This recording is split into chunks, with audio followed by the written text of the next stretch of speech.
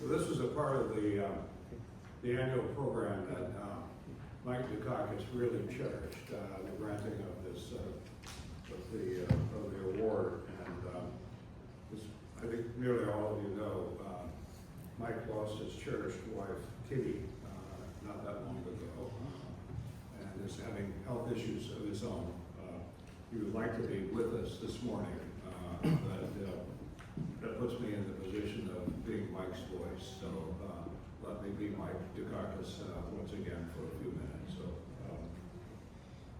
this is his remarks to honor Audrey Tang as our recipient. Ladies and gentlemen, it is my profound privilege to honor an extraordinary individual whose vision, courage, and brilliance have reshaped the landscape of governance and freedom in the AI age. Audrey Tang, Taiwan Cyber Ambassador, the world's first non-binary cabinet official, and the Boston Global Forum's 2025 World Leader in AIWS Award recipient. Audrey, your journey is nothing short of inspiring. A child protege, mastering mathematics at 6 and programming at 8, you were a Silicon Valley innovator by 19. Yet as your fusion of technical genius with a deep commitment to pluralism and democracy, nurtured in a pro-democracy family that truly set you apart.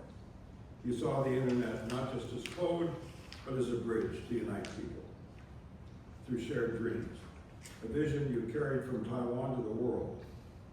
Your impact is transformative. Through Taiwan's Gov Civic Tech community, you pioneered platforms like JoinGov.tw, empowering citizens to shape politics, from tax software to cancer treatment reforms, with unprecedented transparency.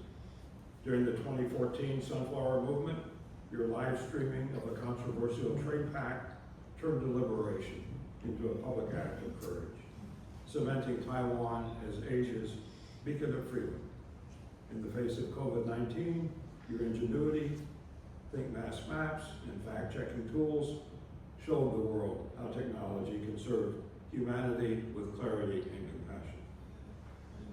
As a conservative anarchist, love that term, you redefined governance, blending radical openness with practical wisdom. Your leadership in Taiwan's Ministry of Digital Affairs and now as Cyber Ambassador has made collective decision-making a reality, inspiring the AI World Society's vision of government 24/7. Just last month at the 4th Shinzo Abe Conference in Tokyo, your insights enriched our Boston Finance Accord, a testimony to your global influence, recognized by Time Magazine's 2023 Top 100 AI Influential People and today's AIWS Award. Audrey, you said you aim to be a good enough ancestor for future generations. To us, you are already a guiding light, honoring Shinzo Abe's legacy of innovation and cooperation while forging a path toward global enlightenment. On behalf of the Boston Global Forum, I salute you for your unwavering dedication to transparency, inclusion, and a better tomorrow. Thank you, Audrey Tang, for inspiring us all.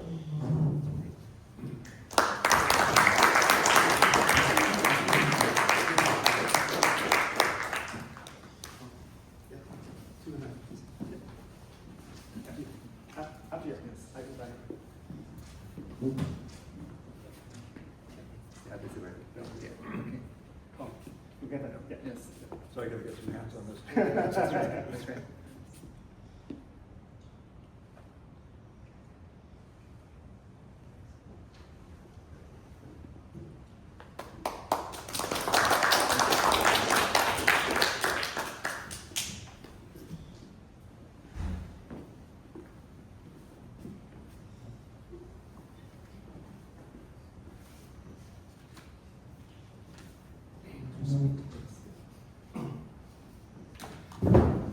Thank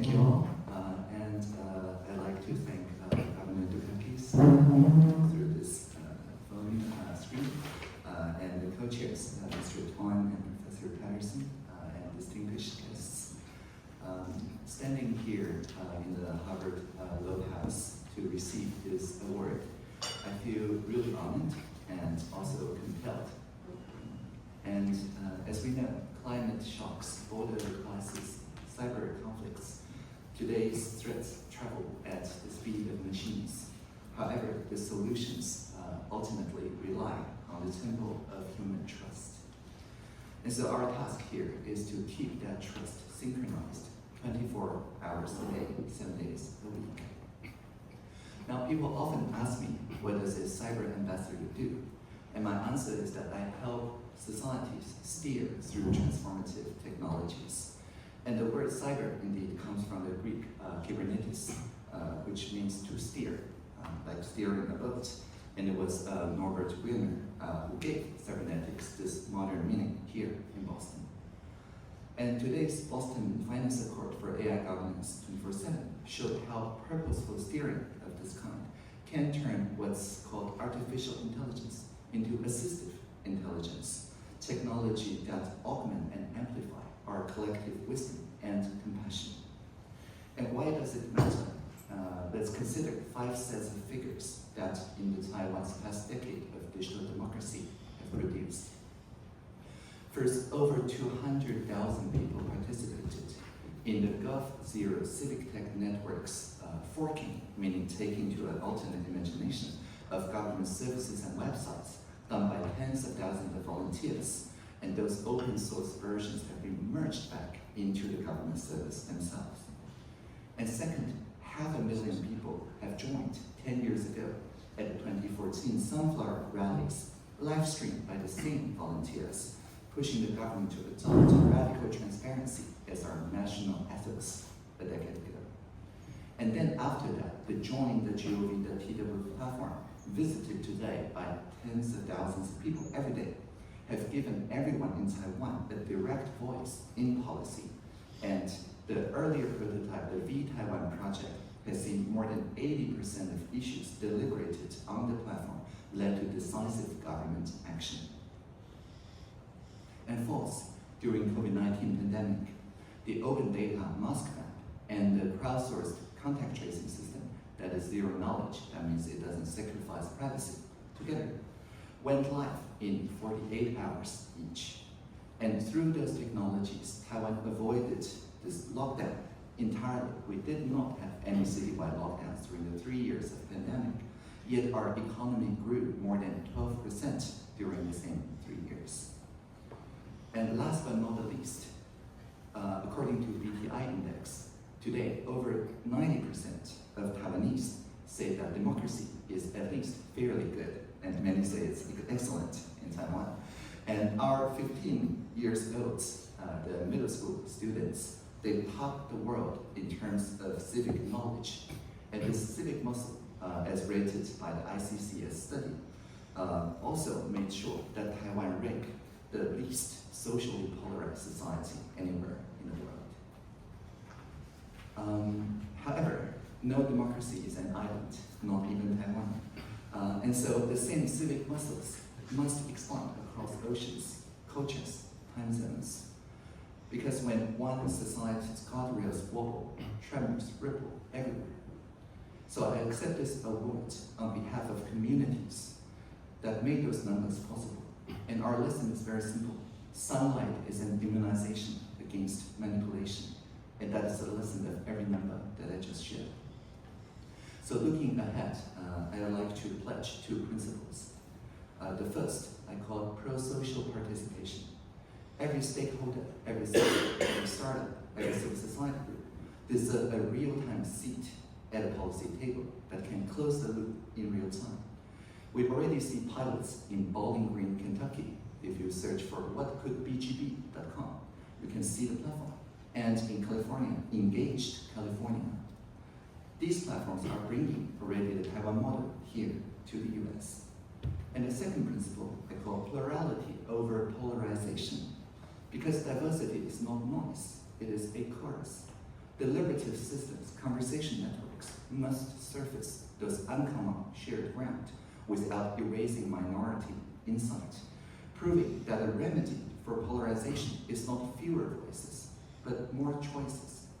And again, here in the US, we're happy to see that the Utah Digital Choice Act now paves the ground of freedom of movement across social networks here in the US.